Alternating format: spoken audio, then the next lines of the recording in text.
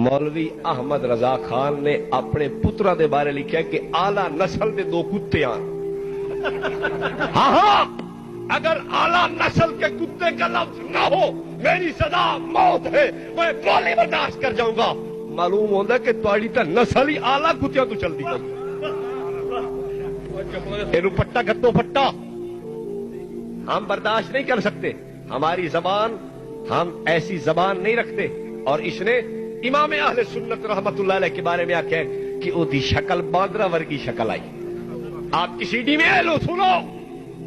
उस सीडी में अगर न हो मैं जो जुर्माना कहोगे भरने के लिए तैयार हूं। कहता है इमाम इन्हां देवबंदियां दा शेखुल कुरान हयातियां दा वेख लो, जिले मरे है ओदी शक्ल बांदरा वर्गी सीगी।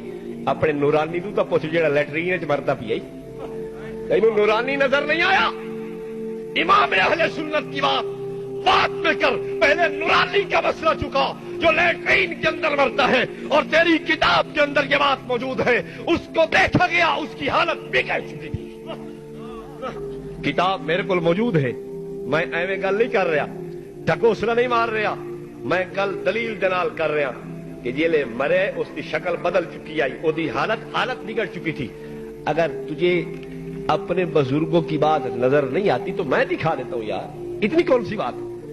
भाई आप शायद कहोगे कि जी ये सख्त बात है, अमल का जो रद्द अमल हुआ करता है वो सख्त हुआ करता है।